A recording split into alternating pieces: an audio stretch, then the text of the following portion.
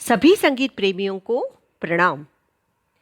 पुनः दस्तपान इस श्रृंखला में कुछ गीतों की सुरमई यादों के साथ उनसे जुड़े कुछ किस्से, कुछ बातें आपके सामने प्रस्तुत कर रही हूँ। तो आइए बढ़ते हैं इस श्रृंखला की एक और कड़ी की तरफ। 1958 में रिलीज हुई एक सर्वसाधारण फिल्म अदालत शायद आप में से बहुत कम लोगों ने देखी होगी। जी हाँ, मैंने भी अभी देखी। लेकिन फिल्म का संगीत, खास तौर पर लता मंगेशकर की गाई हुई मार्मिक गजलें, आज भी सुनने को हम बेताब रहते हैं।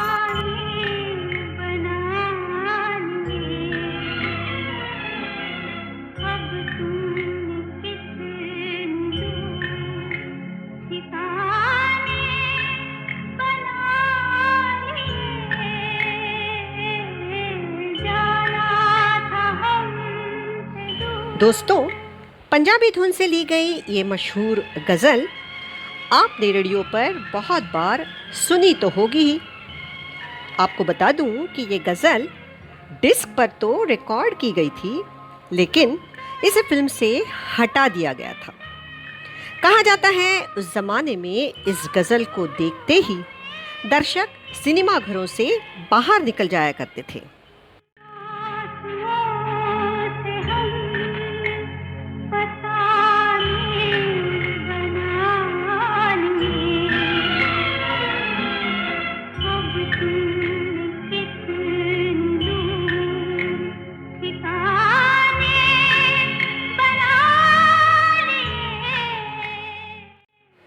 ताज्जुब की बात है कि गम के सुरीले सायों से भरा ये गीत दर्शकों ने उस समय नापसंद किया।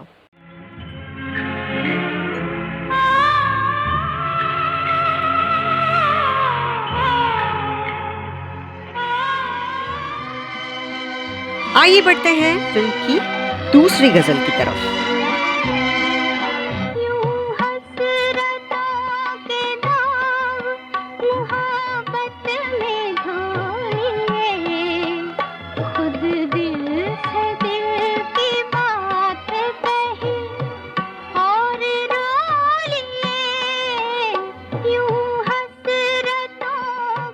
फिल्म के महान संगीतकार मदन मोहन और लता मंगेशकर जी का रिश्ता आपसी सम्मान पर आधारित था। एक से बढ़कर एक धुनें मदन मोहन जी ने दीदी के लिए बनाई और दीदी ने उन्हें गजलों का शहजादा माना।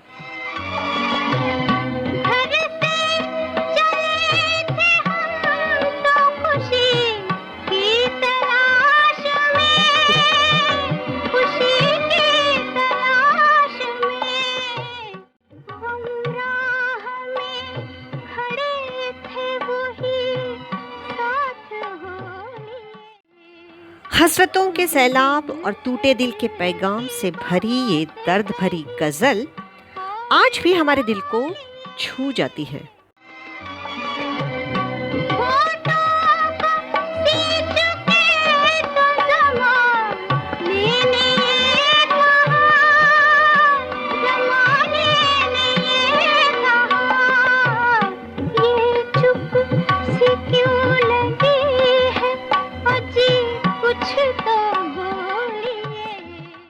गीतकार राजेंद्र कृष्ण जी ने इस गजल के शब्दों को थोड़ा ट्विस्ट करके थीम और आवाज में समानता रखकर एक और गजल बनाई।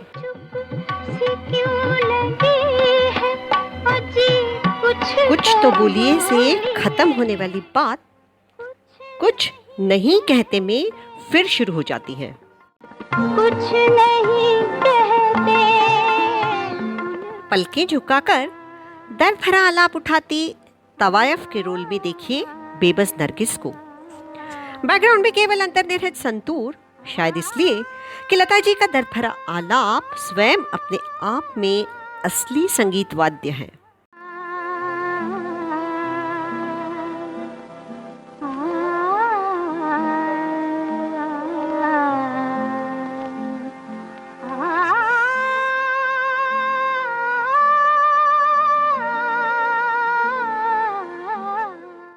कोठे के भीड़ में बैठी एकदम अकेली थकी सी बुजुर्ग नरगिस एक खास व्यक्ति उनके लिए गाती है। कैमरा उनके हर दर्द को कैद करता है। चेहरे पर संघर्ष की लकीरें, बालों में सफेदी और पीड़ा में भीगे शब्द। कैमरा फिर प्राण की ओर फोकस होता है, जिसकी संकीर्ण पान से सजी मुस्कान उसके खतरनाक इरादों का संकेत देते हैं।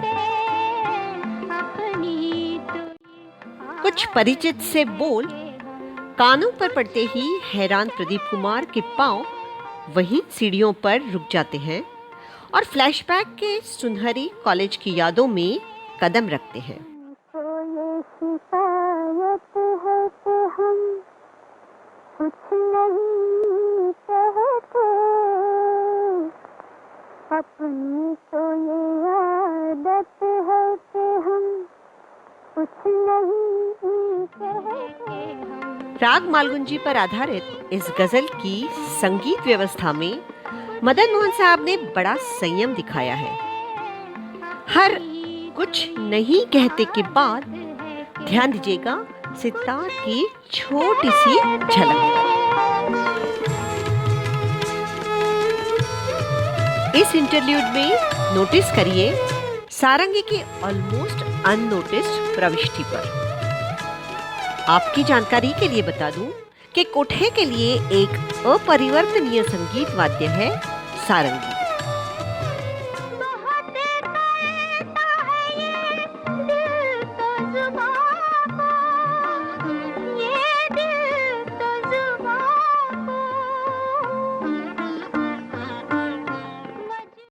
फिर सितार और तबले पर लचक के साथ सुनिए दीदी का जुबां शब्द का असामान्य खिंचाव। केवल अप्रतिम।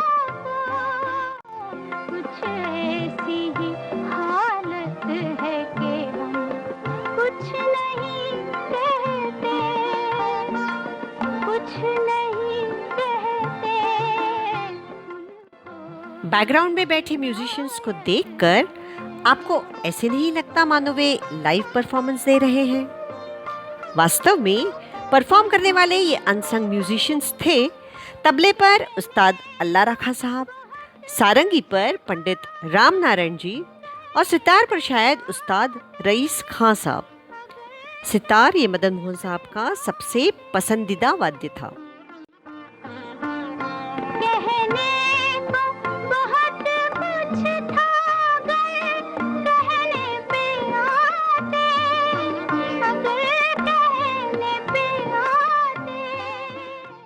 इस शांत आत्म मंथन करने वाली गजल के साथ बस एक ही दुविधा है।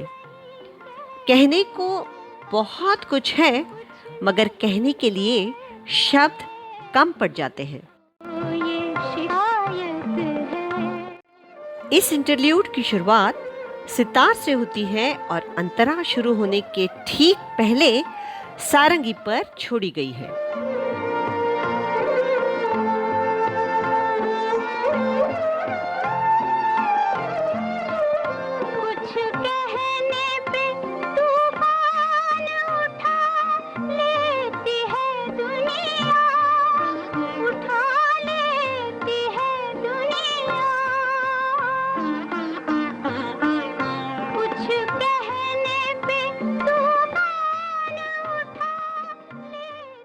झूमर के हिलने के साथ दीदी का हाई पिच पर उठाया गया तूफान उठा लेती है दुनिया जताता है कि तूफान बाहर नहीं अंतर मन में चल रहा है।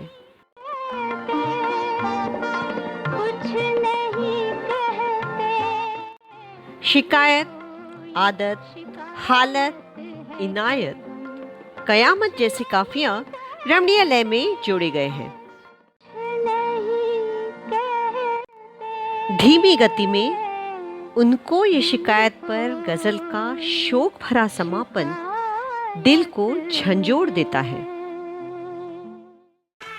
गीतकार राजेंद्र कृष्ण जी की सादगी और जज्बात भरे शब्द, मदन मोहन साहब का उतना ही भावपूर्ण संगीत और लता जी की आवाज में मिठास भरी कशिश हमें निशब्द कर देती हैं, हमें शिकायत करने का मौका नहीं देती।